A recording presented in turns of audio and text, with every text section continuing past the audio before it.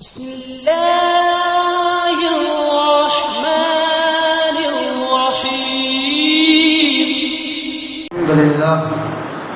الحمد لله رب العالمين والعاقبة للمتقين والصلاة والسلام على سيدنا محمد وآله وصحابه أجمعين.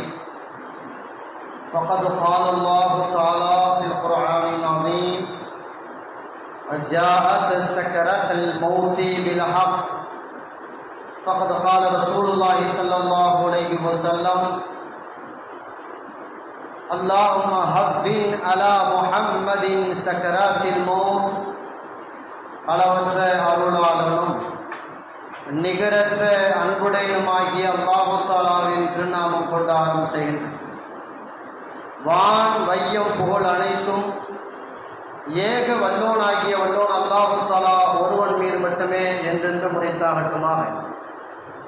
நபிகள் பெருமானார் ஸல்லல்லாஹு அலைஹி வஸல்லம் அன்னார் மீதும் அன்னாரின் வழிவந்த உத்தம சத்திய சஹாபாக்கள், தாபிஈன்கள், தபஅ தாபிஈன்கள், நாதாக்கள், ஷஹதாக்கள், அவுலியாக்கள், உலகத்தில் பிறந்த மூமினான முஸ்லிமான ஆண்கள் பெண்கள் அனைவர்கள் மீதும், குறிப்பாக நம் அனைவர்கள் மீதும் அல்லாஹ்வுடைய அன்பும் அருளும் என்றென்றும் குன்றாமல் குறையாமல் நிலவட்டுமாக.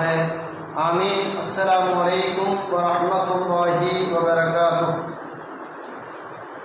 உலகத்தில் பிறந்த அனைத்து மனிதர்களும் நிச்சயம் ஒரு நாள் இறப்பை சந்திக்கத்தான் இருக்கிறார்கள். பிறப்பு என்பது எவ்வளவு மகிழ்ச்சிகரமானதோ அதை போன்று இறப்பு அவ்வளவு மகிழ்ச்சியாக இருப்பதில்லை. அதிலும் குறிப்பாக இறக்கக்கூடிய நேரத்தில் மனிதனுடைய நிலை எப்படி இருக்கும் என்பதாக குர்ஆன் பேசுகிறார். அதாவது மரண வேதனை, சக்கராத்துல் மௌத் என்று சொல்லுவோம், மரண வேதனை. இந்த மரண வேதனை எப்படி இருக்கும்?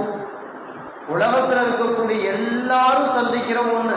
மனுஷனா பிறந்தா சக்கராத்துல் மௌத்தை சந்திக்கிறோம். மரணத்தின் வேதனையை சந்திச்ச பிறகுதான் மரணத்திற்குள்ள போக முடியும். மரணத்தின் வேதனை அவ்வளவு ஈஸியானது கிடையாது என்று குர்ஆன் சொல்லுவார். மரண வேதனை என்பது சிலருக்கு கூட இருக்கலாம், சிலருக்கு குறைச்சி இருக்கலாம். நபிமார்களுக்கும் உண்டு மரண வேதனை, இறை தூதர்களுக்கும் உண்டு, நபி தோழர்கள், அவர்கள் வழிவந்த நல்லவர்கள் எல்லோருக்குமாக மரண வேதனை என்பது இருக்கிறது. ஆனால் அவரவர்களுடைய அமலை பொறுத்து, நற்செயலை பொறுத்து அவர்களுக்கு கொஞ்சம் கூட அல்லது குறைய என்பதாக இருக்கலாமே தவிர மரண வேதனையில இருந்து உலகத்துல மனுஷனா பிறந்த யாரும் தப்புறதில்லை அப்படின்னு குர்ஆன் சொல்லுது. இஸ்லாம் நமக்கு அதை தெளிவாக எடுத்து சொல்லுவோம். காரணம், நம்ம ஒவ்வொருவரும் அதை சந்திக்க இருக்கிறோம். சந்திக்க இருக்க முன்பதாக அது குறித்து நமக்கு ஒரு விழிப்புணர்வு தேவை.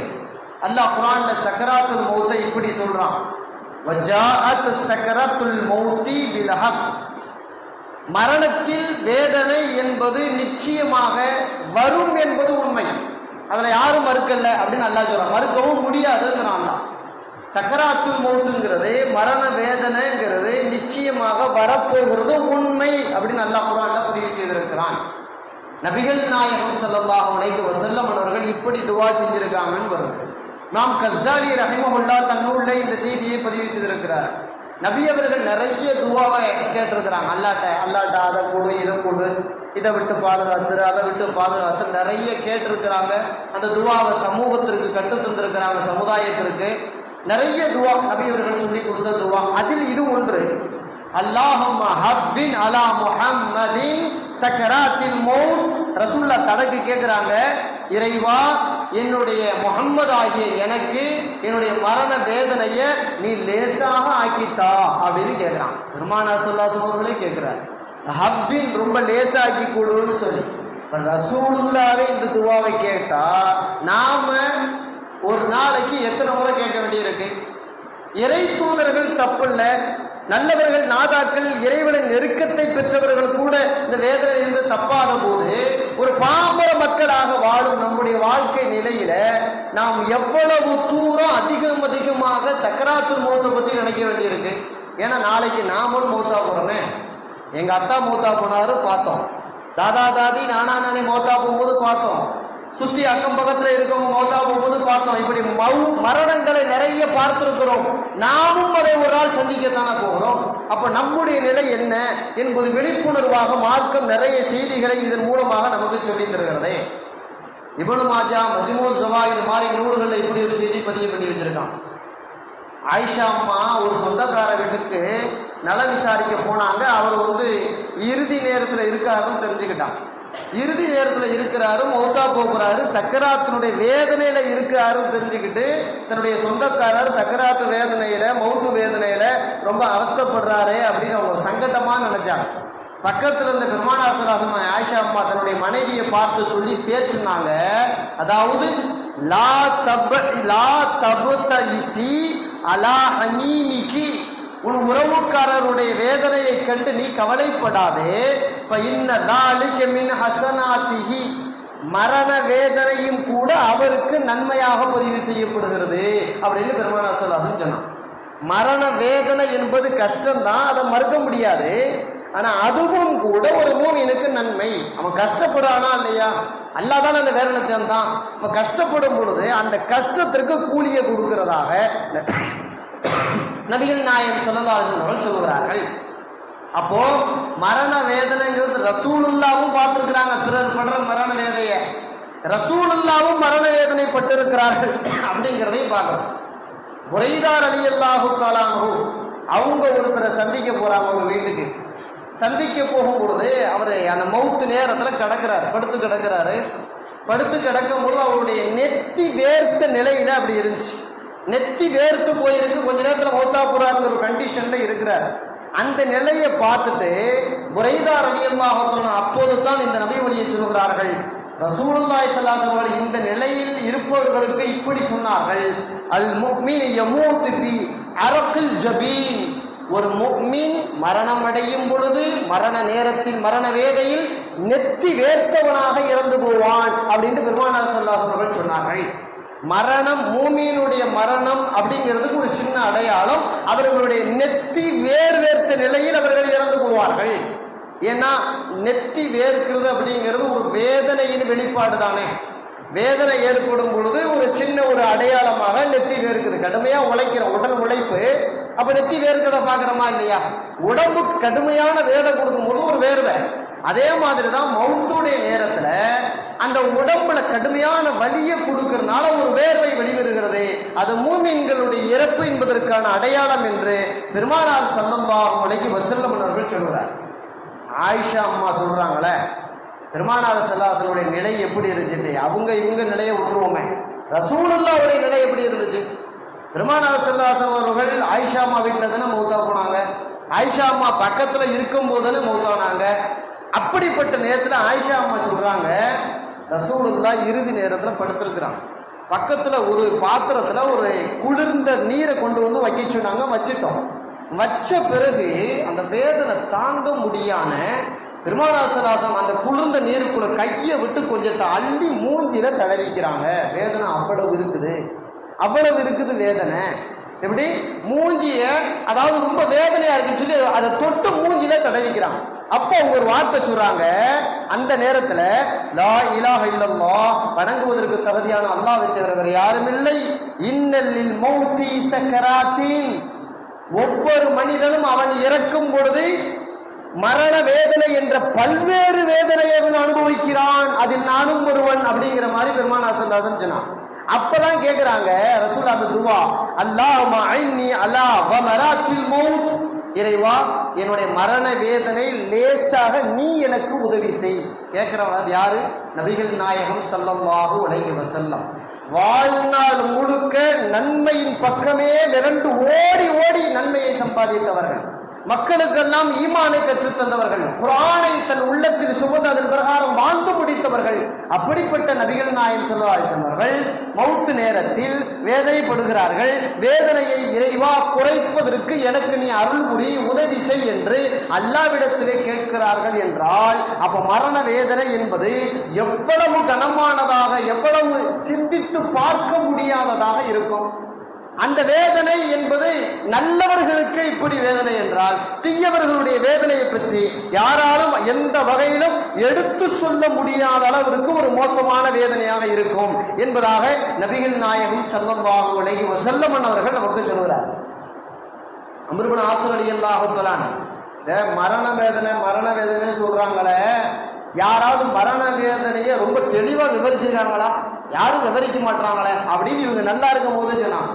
அப்ப அவங்க சொல்றாங்க, அம்ர் இப்னு ஆஸ் ரலியல்லாஹு, ஏப்பா நான் மௌத்தா போற நேரத்துல எப்படி எல்லாம் வேதனை இருக்குங்கிறத என்னால சொல்ல முடியும் அப்படின்னு சொன்னாங்க. அதே மாதிரி அம்ர் இப்னு ஆஸ் ரலியல்லாஹுக்கு மௌத்து வந்துச்சு. அவங்க மகன் அப்துல்லா பக்கத்துல வந்தார். பாப்பா நீங்க இப்ப மௌத்தா போறீங்க, அத்தா நீங்க இப்ப மௌத்தா போறீங்க, அந்த கண்டிஷன்ல இருக்கிறீங்க, நீங்க தானே சொன்னீங்க இறந்து போறவங்க மரண வேதனையை சொல்லலாம்ல மக்களுக்கு படிப்பனைக்காகன்னு சொன்னீங்களே, இப்ப நீங்க இருக்கிறீங்களே என்ன மாதிரி வேதனை நீங்க அனுபவிக்கிறீங்க சொல்லுவோன்னு கேட்டான். அம்ர் இப்னு ஆஸ் ரலியல்லாஹு சொன்னாங்க, என் அன்பு மகனே, மரண நேரத்துல தான் நான் உட்கார்ந்து படுத்திருக்கிறேன். இப்ப எப்படி இருக்குன்னு கேட்டா, அவங்களுக்கு பழகி போன ஒரு பெரிய மலை, அந்த மலைக்கு பேரு ரவுகா. அந்த மலையை சொல்றாங்க, ரவுகா மலையை என்னுடைய கழுத்துல வச்ச மாதிரி அவ்வளவு கஷ்டமா இருக்குதுப்பா. எப்படி ரவுகா மலையவே என் கழுத்துல வச்ச மாதிரி அவ்வளவு கஷ்டமா இருக்கு, அந்த வேதனையை நான் அனுபவிச்சுக்கிட்டு இருக்கேன். அதே போல என்னுடைய வயிற்றுல எப்படி தெரியுமா வேதனை இருக்கு, முள்ளு புதரை உள்ள போட்டு கொடைஞ்சு விடுற மாதிரி கடுமையான வேதனை என்னுடைய வயிற்று பகுதியில இருக்குது. என்னுடைய உயிர் எப்படி தெரியுமா பிரியிற மாதிரி தோணுது, ஊசி துவாரத்தின் வழியாக என் உயிர் கொஞ்சம் கொஞ்சமாக கசிந்து கொண்டு இருக்கிறது அப்படின்னு அம்ர் இப்னு ஆஸ் ரலியல்லாஹு சொல்றாங்க. அம்ர் இப்னு ஆஸ் ரலியல்லாஹு எவ்வளவு பெரிய மாமேதை, எவ்வளவு பெரிய நபியின் நெருக்கத்தை பெற்றவர், சஹாபாக்களே அதி புத்திசாலிய ஒருத்தர் அம்ர் இப்னு ஆஸ் ரலியல்லாஹு, அதி புத்திசாலி. நாளைக்கு என்ன நடக்கும்ங்கிறத அறிவு யூகத்தால இன்னைக்கே சில விஷயத்தை இப்படி போகலாம் அப்படி போக வேணாம்னு சொல்லிடுவார். அவ்வளவு பெரிய புத்திசாலி, சிறப்பாக வாழ்ந்து முடித்தவர், ஒரு பகுதியினுடைய ஆட்சி பொறுப்பில் இருந்தவர். அப்படிப்பட்ட அம்ர் இப்னு ஆஸ் ரலியல்லாஹு தன்னுடைய மவுத்து எப்படி இருக்கும்னு சொல்றாங்களே. அலி ரலியல்லாஹு அவர்கள் சொல்வார்கள், மவுத்தினுடைய வேதனை எப்படி இருக்கும்னு கேட்டா, அதாவது ஒரே இடத்தில் 1000 வாள்களை கொண்டு வெட்டுவதை போல் வேதனை இருக்கும். 1000 வாள்களை கொண்டு வெட்டுவது போல் ஒரு சொல்ல முடியாத, வர்ணிக்க முடியாத ஒரு மோசமான, இதுவரை நாம் பார்க்காத ஒரு வேதனையாக இந்த மரண வேதனை இருக்கும் என்பதை நம்முடைய மார்க்க அறிஞர்கள், அதில் ஊறி திளைத்தவர்கள் நமக்கு அதில் செய்திகளாக சொல்லித் தருகிறார்கள். ஷத்தாத் ரலியல்லாஹு சொல்வார்களே, அதாவது கத்திரிக்கோலை வச்சு உடம்ப துண்டு துண்டா வெட்டுற மாதிரி வேதனை இருக்கும், அதான் சக்கராத்துல் மௌத்துங்கிறான். துண்டு துண்டா வெற்ற மாதிரி ஒரு மோசமான நிலையை சந்திக்கிறதுக்கு பேர் தான் சக்கராத்துல் மௌத். அதுதான் மரணத்தின் வேதனை. உயிர் கசியும் நேரம் இவ்வளவு வேதனையை மனிதன் அனுபவிக்க வேண்டும் என்பதை இது போன்ற செய்திகளாக, அதே போல நிறைய விஷயங்கள் மார்க்க ரீதியாக நமக்கு சொல்லப்பட்டிருப்பதை பார்க்கிறோம். இப்படிப்பட்ட நிலையில சிலர்களுக்கு லேசான வேதனையும் உண்டு, சிலர்களுக்கு ஒரு லேசான வேதனையும் உண்டு. பெருமானார் ஸல்லல்லாஹு அலைஹி வஸல்லம் சொல்கிறார்கள், தஃப்சீர் இப்னு கஸீரிலே செய்தி பதிவு செய்யப்பட்டிருக்கிறது, மௌத்தா போகிற நேரத்தில் ஒரு மூமின் மௌத்தா போகும்போது என்ன நடக்கும், ஒரு காஃபிர் மௌத்தா போது என்ன நடக்கும்னு சொல்றாங்க. ஒரு மௌத்துக்கு போனாங்க பெருமானார் ஸல்லல்லாஹு அலைஹி வஸல்லம், மௌத்துக்கு போய் ஜனாசா ஒன்றும் அடக்கம் பண்ணல, அந்த கபருக்கு கீழே உட்கார்ந்தாங்க, ஜனாசா வச்சுக்கிட்டு உட்கார்ந்தாங்க. உட்கார்ந்த பிறகு இந்த ஹதீஸுகளை சொல்றாங்க, இந்த செய்திகளை சொல்றான். முஸ்னத் அஹ்மது, தஃப்சீர் இப்னு கஸீர் எல்லா நூல்களிலும் இந்த செய்தி பதிவு செய்யப்பட்டிருக்கு. ஒரு மூமினுடைய இறுதி நிலை எப்படி இருக்குன்னு கேட்டா, இறுதி நேரத்துல மலக்குமார்கள் வருவாங்க.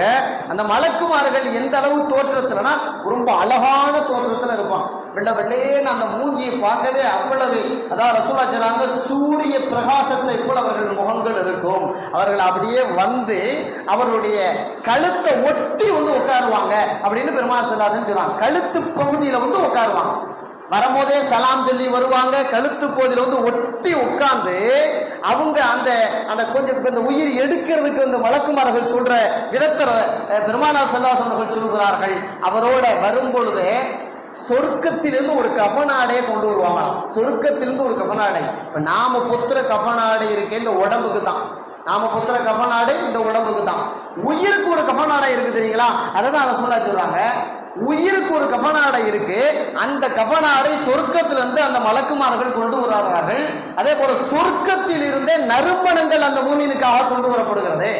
நறுமணங்களை கொண்டு வரப்பட்டு அந்த நேரத்தில் பக்கத்தில் உட்கார்ந்துக்கிட்டு அந்த நேரம் நெருங்கினோடனே சொல்லுவாங்க, ஐயத்துஹன் நஃப்ஸு தய்யிபா, உலகத்தில் சிறப்பான முறையில் அல்லாஹ் ரசூலுக்கு கட்டுப்பட்டு கண்ணியமாக வாழ்ந்த பரிசுத்தமான ஆன்மாவே, உஹ்ருஜி இலா மக்ஃபிரத்தின் மினல்லாஹி வ ரிதுவான், நீ வெளியே வா, உன் உடம்புல இருந்து நீ வெளியே வா. எங்க நோக்கி நம்ம போறோம் தெரியுமா? அல்லாவின் மன்னிப்பும் அல்லாவும் அன்பையும் நோக்கி நாம் இப்ப பயணப்பட போகிறோம். நீ நீனே வெளியே வா அப்படின்னு சொன்ன உடனே அந்த ரூபு தானா அப்படியே வெளியே வரும். அதற்கென்று கஃனை அடிவிக்கு அதன் பேர் அத்தர்கள் பூசப்பட்டு மலக்குமார்கள் அதை அப்படியே எடுத்துக்கொண்டு வானத்தின் பக்கம் போவார்கள். அத ரசூலுல்லாஹ் சொல்றாங்க, அந்த மூமின்னு அந்த உயிர் எப்படி பிரியுன்னு உதாரணம் சொல்றாங்க ரசூலுல்லாஹி ஸல்லல்லாஹு அலைஹி வஸல்லம். அதாவது தோல் துருத்தி, இன்னைக்கு நமக்கு தெரியாதுன்னு வைங்களேன். தோல் துருத்தினா தண்ணீர் ஊத்துறதுக்கு தோளால் ஆன ஒரு பை, தோளால் ஆன ஒரு பை. அந்த பையில ஒரு சின்ன ஓட்டை போட்டா தண்ணி அப்படி லேசா கசியும், லேசா கசியுமா இல்லையா? அந்த மாதிரி அந்த உடம்புல இருந்து உயிர், மூமினான உயிர் அப்படி மெதுவா கசிஞ்சு, வேதனை இருக்கும், வேதனை இல்லாமலாம் முடியாது, வேதனை இருக்கும், ஆனால் வேதனைக்கு சற்று குறைவாக இருக்கும். மெதுவா அப்படியே கசிஞ்சு வெளியே வரும். அதை அப்படியே கண்ணியமா எடுத்துக்கிட்டு அல்லாவின் பக்கத்தில் போவார்கள். பெருமானார் ஸல்லல்லாஹு அலைஹி வஸல்லம் இந்த செய்தியை சொல்கிறார்கள். அதே போல ஒரு காபிர், இறை மறுப்பாளன், பெரும் பாவத்தில் செய்தவன், அக்கிரமத்தால் ஊறி திளைத்தவன், அல்லாஹ் ரசூலுக்கு மாற்றமான செயலில் ஈடுபட்டவன், சுருங்க சொன்னால் ஒரு தீய மனிதன், அவன் மரணத்தை சந்திக்கும் பொழுது அதே போல மலக்குமார்கள் வருவார்கள். ஆனால் மோசமான அருவருப்பான தோற்றத்தில் வருவார்கள். கண்ண கரேன்னு பார்ப்பதற்கே பயமான நிலையில் இருக்கும். திரும்பிய நபிமொழி இப்படி வருகிறது, அவர்கள் கண்கள் கூட ஊதா நிறத்தில் இருக்கும், பார்ப்பதற்கு மிக மோசமான நிலையிலே வருவார்கள். கருத்த பெருத்த உடல் அமைப்போடு வருவார்கள். படு மோசமான நிலையில வருவாங்க. அவங்களும் கஃன் தஃன் கொண்டுகிட்டு வருவாங்க. மோசமான கஃன் தஃன் எப்படி இருக்கும்னா ரசூலுல்லாஹ் சொல்றாங்க, அதாவது குளிருடைய பிரதேசத்தில் அந்த ஆடு மாட்டினுடைய ஒட்டகங்களுடைய ரோமங்களால் செய்யப்பட்ட ஆடை எப்படி கனமாக இருக்கும், அந்த ஆடையை எடுத்துக்கொண்டு அவர்கள் வருவார்கள். அந்த உயிருக்கு தஃன் வேணுமா இல்லையா, கஃன் செய்யணுமா இல்லையா, அதுக்காக கனமான ஆடை பொத்துனா அவுஞ்சு போயிடுவான்னு சொல்லுவோமா இல்லையா, அப்படிப்பட்ட ஆடையோடு அவன் பக்கம் வந்து அவனை பார்த்து அவர்கள் சொல்வார்கள், யா அய்யதுஹன் நஃப்ஸுல் கபீஸா, அருவருப்பான மோசமான உயிரே, உஹ்ருஜி இலா ஷகத்தில்லாஹி முகலபி, அதாவது நீ முதல்ல உன் உடம்புல இருந்து நீ வெளியே வா, சனியை முடிச்சவனே, அசிங்கமானவனே, அருவருப்பானவனே, நீ வெளியே வா. இதை நோக்கி நாம் பயணப்பட இருக்கிறோம் என்றால் அல்லாஹ்வின் கோபத்தை நோக்கி, அல்லாஹ்வுடைய வேதனையை நோக்கி இப்போது நீ பயணப்பட இருக்கிறாய், நீ வெளியே வா என்று சொல்லும் பொழுது அந்த ரூஹ் எப்படி வருங்கிறது பெருமானார் ஸல்லல்லாஹு அலைஹி வஸல்லம் சொல்கிறார்கள். ஒரு ஈர கம்பளி துணியில் ஒரு ஏதேனும் முள் மாட்டிக்கொண்டால் வெடுக்கென்று இழுத்தால் அந்த ஈர துணி எந்த அளவுக்கு சேதப்பட்டு அல்லது முற்கள் உடையப்பட்டு அது தனியே பிரிக்க முடியுமோ அவ்வளவு வேதனையோடு அந்த உயிர் வெளியே வரும். அதை அருவருப்பான நிலையிலே பொத்திக் கொண்டு அவர்கள் போக வேண்டிய இடத்திற்கு எடுத்துக்கொண்டு போவார்கள் என்று நபிகள் நாயகம் ஸல்லல்லாஹு அலைஹி வஸல்லம் அவர்கள் இந்த ரூஹ் எப்படியெல்லாம் பிரியுங்கிறத நமக்கு இங்கே தெளிவாகவே சொல்றாங்க. அப்ப இது ரெண்டுல ஒண்ணு ஏதாவது நாமளா இருக்கும். அல்லாஹ் நம்மை அதான் மூமீன்களின் உயிராக ஆக்குவானாக. சிறந்த நிலையில நம் உயிர்கள் தோல் துரித்து இருந்த தண்ணீர் வடிவதை போல் இலகுவாக நம் உயிர்களை பிரிப்பதற்கு அல்லாஹ் நமக்கு வழிவகை செய்து தருவானாக. அல்லாஹ்விடத்தில் அடிக்கடி கேட்க வேண்டிய துவா, நாம் எவ்வளவோ கேட்கிறோம், அது அனைத்தையும் விட முக்கியமானது, இறைவா என் மரண வேதனையை லேசார். ஹப்பின் அலைனா சக்கராத்தில் மௌத். தமிழ்நாட்டை பொறுத்தமட்டில் அதாவது அசர் ஃபர்லுக்கு பிறகு இந்த துவாவை வளமையா இமாம்கள் ஓடுவதை பார்த்திருக்கலாம். அல்லாஹ் ஹப்பின் அலைனா சக்கராத்தில் மௌத், இறைவா அந்த மரண வேதனை எங்களுக்கு லேசாக்கித்தா. கேட்க வேண்டிய மனிதன் மறந்து ஏதேதோ அல்லாஹ்விடத்தில் நாம் கேட்கிறோம். ஏதேதோ நம்முடைய தகுதிக்கு மீறி கேட்டாலும் கூட நாம் சந்திக்க போவது மரணம், அதிலிருந்து யாரும் தப்ப போவதில்லை. அந்த மரண நேரத்தை நாம் எப்படி கேட்க வேண்டும், அதை சீராக ஆக்கும்படியாக, லேசான அதாபாக ஆக்கும்படியாக கேட்க வேண்டும். பொதுவா ஆயிஷா அம்மா சொல்லுவாங்க, அதாவது ரொம்ப லேசா யாராவது வேதனையே இல்லாம மௌத்தா போயிட்டாருன்னு வைங்களேன், இப்படி இல்லை மௌத்தா போகணும் அப்படின்னு நான் நினைக்கிறதே இல்லை அப்படிம்பாங்க. ஏன்னு கேட்டா ரசூலுல்லாவே வேதனையில தான் மௌத்தானாங்க இல்லையா? நபியே வேதனைப்பட்டு தான் மரணத்தை சந்தித்தார்கள். அப்படி இருக்க கடுமையான வேதனையிலே ஒருவன் இறந்து போனால் அவன் பாவி என்பதற்கான அடையாளம் அல்ல. ஒருவன் லேசான முறையில இறந்து போனால் அவன் நல்லவன் என்பதற்கான அடையாளமும் அல்ல. அப்போ நபியே கொஞ்சம் வேதனைப்பட்டு தான் மௌத்தா போனாங்கன்னா, அப்போ வேதனைப்பட்டு மௌத்தா போறது தவறல்ல.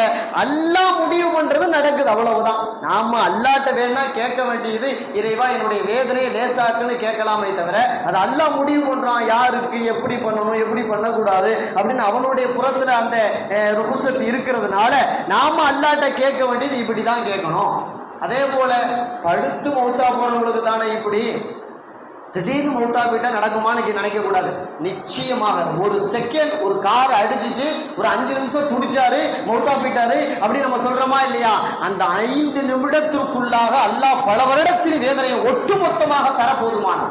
நாம நினைச்சுக்கிட்டு இருக்கோம் ஒரு 5 நிமிஷத்துல ஒரு ரூபு போயிடுச்சு, அங்க வந்துச்சு, விபத்தாயிருச்சு, ஒரு மிஷினுக்குள்ள அப்படி இப்படி மாட்டி மௌத்தாயிட்டாரு என்னென்னமோ சொல்றோமா இல்லையா?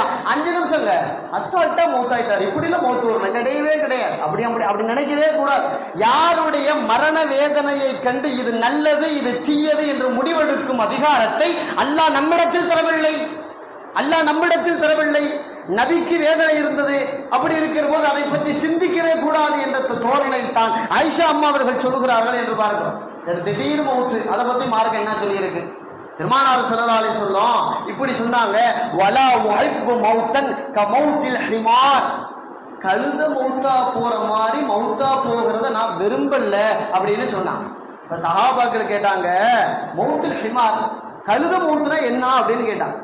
கழுத மௌத்துனா என்ன?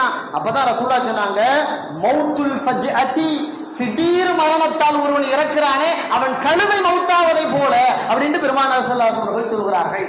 அப்போ ஒருத்தர் மௌத்துல ரொம்ப சிறந்த மௌத்து என்னன்னு கேட்டா, நோயின் நோக்காடு அது இது எதேன்னு சொல்லி கொஞ்ச காலம் படுக்கணும். படுத்து அவருடைய கடந்த கால நினைவுகளெல்லாம் அவர் கொண்டு வந்து அவருக்கு தௌபா செய்யற வாய்ப்பு, பாவ மன்னிப்பு தேடுற வாய்ப்பு, பாக்கிகளை அடைக்கிற வாய்ப்பு, யாருக்கேன்னு ஏதேனும் கொடுக்க வேண்டியது கொடுக்கிற வாய்ப்பு, இது எல்லாம் கொடுத்த பிறகு மௌத்து வந்தா அது ஓரளவு ஏதோ மௌத்து பரவாயில்லன்னு சொல்லலாம். ஆனா திடீர் போய்கிட்டே இருக்காரு, வண்டி அடிச்சிருச்சு, திடீர்னு போயிட்டே இருக்காரு, ஒரு மிஷினுக்குள்ள கை காலு தலையில ஏதோ ஒண்ணு மாட்டி போயிருச்சு, இப்படி இப்படின்னு சொல்லி ஒரு மௌத்து. ஏன் ஹார்ட் அட்டாக்கு இன்னைக்கு சர்வ சாதாரணமா வந்துகிட்டு இருக்கா இல்லையா? நல்லா தாங்க படுத்தாரு, திடீர்னு எழுப்புனா எந்திரிக்கலங்க, நல்லா தாங்க வாக்கிங் போனாரு, கீழே விழுந்தாருங்க, முடிஞ்சு போச்சுங்க அப்படின்னு நாம பல வகையான மௌத்துக்கு காரணம் சொல்றோமா இல்லையா? திடீர் மரணம், ஸ்ட்ரோக் வந்து ஹார்ட் அட்டாக் வந்து என்னென்னமோ நிலையில நோய் வந்து படக்குன்னு மௌத்தா போயிட்டாரு அப்படின்னு சொல்றோமா இல்லையா? இந்த மரணத்தை பத்தி மார்க்க என்ன சொல்றதுன்னு கேட்டா, அதாவது பெருமானார் ஸல்லல்லாஹு அலைஹி வஸல்லம் அவர்கள் சொல்கிறார்கள், மௌத்துல் ஃபஜ்அதி ராஹத்துல் லில் முஃமின். ஒரு முஃமின் இறையச்சத்தோடு நல்லொழுக்கத்தோடு கண்ணியத்தோடு வாழ்ந்தார், அவருக்கு ஹார்ட் அட்டாக் வந்துச்சு, அல்லது அவருக்கு திடீர் வாகன விபத்து வந்துச்சு, மௌத்தா போயிட்டாரு, கொஞ்ச நேரத்துல திடீர் மௌத்து வந்துருச்சுன்னு சொன்னா பயப்படாதீங்க. ரசூலுல்லாஹ் சொல்றாங்க, ராஹத்துல் லில் முஃமின், அதாவது மூமினுக்கு அது நிம்மதி தரும் மரணம் அப்படின்னு பெருமானார் ஸல்லல்லாஹு அலைஹி வஸல்லம் சொன்னாங்க. நிம்மதி தரும் மரணம். அதே நேரத்தில் வஹதத்துல் அஸ்ஃபின் லில் காஃபிர், ஒரு இறை மறுப்பாளன், அக்கிரமத்தையே வாழ்நாள் முழுக்க செய்தவன், அல்லாஹ் ரசூலுக்கு மாற்றமான செயலில் ஈடுபட்டவன், அப்படி ஒருவன் மௌத்தாரா திடீர் மௌத்துலன்னு கேட்டா வேண்டவே வேண்டாம், அதுதான் அவனுக்கு கேடு அப்படின்னு பெருமானார் ஸல்லல்லாஹு அலைஹி வஸல்லம் சொன்னார். அதுதான் அவருக்கு கேடு, வேற எந்த கேடும் வேண்டாம்பா, இது ஒண்ணு போது உனக்கு முசீபத்து பிடிச்சவனே அப்படிங்கிற மாதிரி. மௌத்தும் கூட திடீர் மௌத்து வரலாமான்னு கேட்டா சில பேர்த்துக்கு வருது, ஆனால் அதை விட்டு பாதுகாப்பு தேடணும், அது வேற விஷயம். அதை விட்டு பாதுகாப்பு தேடணும். சக்கராத்துல் மௌத்துங்கிறது உண்மை, அதனுடைய லேச கேட்கணுமா இல்லையா அல்லாட்ட? அந்த மாதிரி திடீர் மரணத்தை எதிர்நோக்க கூடாது. ஆனால் அப்படி ஒரு திடீர் மரணம் ஒருவர் எதிர்நோக்கினால், ஒரு மூமினாக இருந்தால் அவருக்கு நிம்மதி என்று நபிகள் நாயகம் ஸல்லல்லாஹு அலைஹி வஸல்லம் அவர்கள் நமக்கு சொல்லித் தருகிறார்கள். இப்போ மரணம்ங்கிறது சாதாரணமானது அல்ல, அதிலும் வேதனை என்பது எல்லோருமால் அனுபவிக்கப்படக்கூடியது. அந்த வேதனை நீண்ட காலத்துக்கு இருக்குங்கிறதா இங்க ரொம்ப முக்கியமான செய்தி. மௌத்தா போனோடனே வேதனை முடிஞ்சிச்சு அப்படிலாம் இல்லை. அந்த வேதனை கூட நீண்ட காலம் அதை அவர்கள் உணர்வார்கள் என்பதாக மார்க்கம் நமக்கு கற்றுத்தருகிறது. ஈசா அலைஹிஸ்ஸலாம் ஒரு நேரத்துல நடந்து போகும் பொழுது மக்கள் வழிமறிச்சு கேட்டாங்க, நீங்க இறை தூதரா? ஆமாப்பா இறை தூதர். அதுக்கு என்ன அத்தாச்சி, நீ என்ன கேட்கிற சொல்லு அப்படின்னா, நீ என்ன கேட்க? அதாவது ஈசா அலைஹிஸ்ஸலாத்தை இறந்தவர்களை உயிர்ப்பிக்கும் ஆற்றல் தந்ததாக குர்ஆன் பேசுகிறது. குர்ஆன் பேசுகிறது. அவருக்கு அப்படி ஒரு ஆற்றல் அல்லாஹ் கொடுத்தான் அப்படின்ட்டு மக்கள் கேட்டாங்க, இறந்து போனவர் நீங்க ஹயாத் ஆக்குவீலாம? இந்த வாங்க இங்க வாங்க, இந்த எங்க குடும்பத்தார்கள் ரொம்ப காலத்துக்கு முன்னாடி இந்த இடத்துல மௌத்தாயிட்டாங்க, இங்க அவங்களை எழுப்புங்க பார்ப்போம் அப்படின்னு. உடனே நேரா போனாங்க, அந்த இடத்துல 2 ரக்காய் தொழுதாங்க. உடனே அல்லாஹ்ட்ட துவா செஞ்சாங்க. எந்திரிச்சு வாப்பானாங்க. 2-3 பேர் கடகடன்னு எந்திரிச்சு வந்தாங்க. எந்திரிச்சு வந்தா அவங்க கேட்ட முதல் கேள்வி என்ன தெரியுமா? ஏப்பா என்ன ஏப்பா எழுப்புனீங்க? முன்னாடி மௌத்தா போனதனுடைய வேதனையின் கசப்பே இன்னும் என் தொண்டைக்குழியில் நிறைய இருக்க, நான் மீண்டும் ஒரு இறப்பை சந்திக்க வேண்டுமா அப்படின்னு தான் கேட்டார். ஏன் என்னை எழுப்புன? நல்லவேளை எழுப்பிட்டேன், இனிமேல் மீண்டும் அந்த பொண்டாட்டி, அந்த பிள்ளை, அந்த சொத்து, அந்த சுகம், காரு, பங்களா, அந்த சிந்தனைக்கெல்லாம் போல. இமாம் இப்னு கஸீர் ரஹிமஹுல்லாஹ் இப்படியே பதிவு செய்திருக்கிறார்கள். அதாவது ஒரு கபூர்ல ஒரு அம்மா உட்கார்ந்து அழுதுகிட்டு இருந்தா. அப்பதான் மௌத்தா போன பிள்ளை அழுதுகிட்டு இருந்தா. அப்போ ஈசா அலைஹிஸ்ஸலாம் அந்த இடத்துல போயிட்டு எதுக்கு அழுகுறேன்னு கேட்டான். எனக்கு இருந்த ஒரே ஒரு பொம்பளை பிள்ளை இருந்தா, என் வீட்டுக்காரர் மௌத்தா போயிட்டாரு, அவளும் மௌத்தாயிட்டான். ஒண்ணு நானும் இப்ப அவன் மௌத்தாகும், அல்லது அவ செத்து போன இதோட வரணும். நான் அதனால ஒன்னு அவ வரணும், இல்லாட்டி நான் மௌத்தா பண்ணிது. 2ல ஏதாவது நடக்காம இந்த கபூர் விட்டு எந்திரிக்க மாட்டேன்னு சொல்லி அழுதுகிட்டு இருந்தான். ஈசா அலைஹிஸ்ஸலாம் போனாங்க. நீ அழுகை நிப்பாட்டு, உன்னை பார்க்க ரொம்ப பரிதாபமா இருக்கு, உன் மகன் எந்திரிச்சு வந்துட்டா நீ வீட்டுக்கு போயிருக்கியான்னு கேட்டான். எப்படி? உன் மகன் எந்திரிச்சு வந்துட்டா நீ வீட்டுக்கு போயிருக்கான்னு கேட்டான். முடிஞ்சா அப்படி செய்யுங்களாமா, அப்ப நான் வீட்டுக்கு போயிடுறேன். ஆமா, அவனை இன்னும் ஒரு முறை பார்த்துட்டாவது போயிடுறேன் கபருக்குள்ள இருந்து அப்படின்னு உடனே நேரா ஈசா அலைஹிஸ்ஸலாம் அதே இடத்தில் 2 ரக்காயத்தை தொழுகிறாங்க. அல் பிதாயா நிகாயா தாரிக்கு தபரி ஆதாரபூர்வமான நூல்களின் செய்திகள் பதிவு செய்யப்பட்டிருக்கிறது. அந்த கபருக்கு பக்கத்துல 2 ரக்காயத்தை தொழுதுட்டு அல்லாஹ் இடத்துல துவா செஞ்சு முடிச்சிருச்சு. முஹுருஜி அப்படின்னு ஒரு வார்த்தை சொன்னாங்க. பீதில்லா, அல்லாஹ்வுடைய உத்தரவா நீ வெளியே வாமா அப்படின்ட்டாங்க. அந்த அம்மா உடனே வெளியே வந்தவனே அவளு இதைத்தான் கேட்டான், என்ன ஏன் அம்மா இப்படி எழுப்புன? அந்த நபிகிட்ட போய் வாதாடி அதை இதை கேட்டு என்னையவா மீண்டும் உசுராக்கணும், நீ ஏன் என்னை எழுப்புன அப்படின்னு கேட்டுட்டு அவ ஒரு லாஸ்டா ஈசா அலைஹிஸ்ஸலாம் அந்த வார்த்தை சொன்னா, ஐயோ ஹப்பின் அலைய கரபில் மௌத், ஒரு முறை மௌத்தா போன வேதனையே கடுமையா இருக்கு, தாங்க முடியல. ஈசா நபியே, எங்க அம்மா கேட்டான்னு சொல்லி என்னை மீண்டும் எழுப்பிட்டீங்க, எனக்கு மீண்டும் அந்த சக்கராத்துல் மௌத் வரப்போகுது, அந்த சக்கராத்துல் மௌத்தாவது லேசா இருக்கட்டும் துவா செய்யுங்கன்னு கேட்டான். எப்படி? முதல் சக்கராத்துல் மௌத்தையே வேதனைனால தாங்க முடியாம கபூர்ல படுத்திருக்கேன், இவ கேட்டானே என்னை எழுப்பிட்டீங்களே, நான் மீண்டும் உள்ள மௌத்தா போகணும், ஏன்னா ரூஹ் கொடுத்தா மீண்டும் மௌத்தாகும், அப்ப 2வது சக்கராத்துல் மௌத்து எனக்கு வருது, இது எவ்வளவு மோசமான நிலை, நான் மீண்டும் மௌத்தா போகணும், வேதனை இல்லாம மௌத்தா போகணும், துவா செய்யுங்க. மீண்டும் துவா செஞ்சாங்க. அவ மீண்டும் கபருக்குள்ள இறங்கினா மண்ணோடு மண்ணாக மாறி போனால். அல்லாமா இப்னு கஸீர் ரஹிமஹுல்லாஹ் தன் அல் பிதாயா நிகாயாவிலே இந்த செய்திகள் எல்லாம் பதிவு செய்திருக்கும் நோக்கம் என்னவென்றால், மௌத்துங்கிறது வேதனைங்கிறது உடனே வந்துருச்சு போயிருச்சு அப்படி இல்லை. சிலருடைய மரண வேதனை பல 100 காலங்கள் நீடிக்கும் என்பதாகவும் சொல்லப்பட்டிருக்கிறது. இந்த மௌத்து வேதனை எல்லாத்துக்கும் வரத்தான் போகுது, யாரும் அதுல இருந்து தப்ப முடியாது. ஓதி பிடிச்ச ஆலிம்களா இருக்கட்டும், மிகப்பெரிய ஹாஜிமார்களா இருக்கட்டும், பள்ளிவாசல் மதரசாக்களுக்கு நிறைய உதவி செய்த அந்த உதவியாளர்களாக இருக்கட்டும், எல்லாத்துக்கும் சக்கராத்துல் மௌத் உண்டு, மரணத்தின் வேதனை உண்டு. அதுல இருந்து யாரும் தப்ப போறதில்ல. வேணும்னா அளவு முன்ன பின்ன இருக்கலாம், காபிரானவனுக்கு கூட முஸ்லிமானவனுக்கு கம்மி, 5 வேளை தொழுகா கம்மி, தொலாட்டி இப்படி அப்படின்னு அளவு வித்தியாசப்படலாமே தவிர அதுல இருந்து யாரும் தப்ப முடியாது. என் நபியே தப்பாத போது அல்லாஹ் மிக நேசித்தது பெருமானார் ஸல்லல்லாஹு அலைஹி அவர்களை. அவர்கள் வேதனை அனுபவித்தார்கள் என்பதை ஆயிஷா அம்மா சொல்லும் பொழுது வேற யாருதான் அதுல இருந்து தப்பிக்க முடியும்? ஆனால் பெருமானார் ஸல்லல்லாஹு அலைஹி அவர்கள் இதில் சிலர் விதிவிலக்கு என்று சொல்கிறார்கள். யாருமே மௌத்தா போன பிறகு மீண்டும் உயிராக விரும்ப மாட்டான். ஏன்னா ஒரு வேதனை அடி வாங்கி உள்ள போயிருக்கிறோம், மீண்டும் உசுராகி அடுத்து வேதனை வருதுன்னா அது மிகப்பெரிய சோதனை. அதனால யாருமே விரும்ப மாட்டாங்க. ரசூலுல்லாஹ் சொல்றாங்க, யாருக்குமே விருப்பம் வராது. மௌத்தா போனதான், மீண்டும் உசுராக கூடாது. எவ்வளவு பெரிய கோடிகளை அனுபவித்தவனாக இருந்தாலும், பெரிய செல்வாக்களை இருந்தவனாக இருந்தாலும், எவ்வளவு அதிகார பலத்தோடு ஒவ்வொரு நிமிடத்தையும் சந்தோஷத்தில் கழித்தவனாக இருந்தாலும் கூட மீண்டும் நான் உசுராகணும், என் பொண்டாட்டியோட வாழணும், என் பிள்ளைகளோட வாழணும், காரு பங்களா அனுபவிக்கணும், ஆட்சி அதிகாரத்தில் உட்கார்ந்திருந்ததை மீண்டும் தொடரணும், அந்த நிலையை சிந்திக்கவே மாட்டான். யாரும் மீண்டும் உயிராகவும் வாழவும் விரும்ப மாட்டார்கள். ஒரே ஒரு சாரார் மட்டும் அந்த நிலைக்கு ஆளாவார்கள். பெருமானார் ஸல்லல்லாஹு அலைஹி வஸல்லம் அவர்கள் சொல்கிறார்கள், அதாவது ஷஹீதாக இறந்து போனார்களா இல்லையா, அல்லாஹ்விற்காக போர்க்களம் சந்தித்து வெட்டப்பட்டு குத்தப்பட்டு இறந்து போனார்கள். அவர்கள் இறக்கும் நேரத்தில் உலகத்தில் அவருடைய வேதனை எப்படி இருக்கும் என்றால் இப்படிலாம் இருக்காது, இவ்வளவு பெரிய கஷ்டம்லாம் இருக்காது. ரசூலுல்லாஹ் சொல்றாங்க மஸ்ஸில் கர்ஸா, ஒரு சாதாரணமா கில்ற மாதிரி தான் இருக்கும் வேதனை. எப்படி ஒரு ஆள் சும்மா கில்லுனா எப்படி இருக்கும், ஒரு சின்ன கில்லும் பொழுது அப்படின்னு அவ்வளவுதான் இல்லையா, கையை விட்டு எடுத்தாலும் அந்த வலி காணா போயிடும். அந்த மாதிரி ஷஹீதுகள் வெட்டப்படும் பொழுது அல்லது குத்தப்படும் பொழுது அவர் ரூஹு வெளியே வரும் பொழுது ஒருவர் கில்லுவதை போன்ற சின்ன வேதனை தான் இருக்கும். அவர்கள் உடனே அவர்கள் ரூஹு கைப்பற்றப்படும், அவர்கள் இறந்து விடுவார்கள், வேதனை பெருசா இருக்காது அப்படின்னு சொல்லிட்டு ரசூலுல்லாஹ் சொல்றாங்க. திருமதியில இப்னு மாஜாவுல தஃப்சீர் இப்னு கதீர்ல செய்தி பதிவு செய்யப்பட்டிருக்கிறது. அவர்கள் நேரா சொர்க்கத்துக்கு போவாங்க. சொர்க்கத்துக்கு போனவனே அல்லாஹ் கேட்பான், எப்பா உங்க நீங்க எல்லாம் இதுக்குள்ள அனுபவிங்க அப்படின்னு சொல்லி முடிச்சுட்டு வேற எதுவும் வேணுமான்னு கேட்பான்.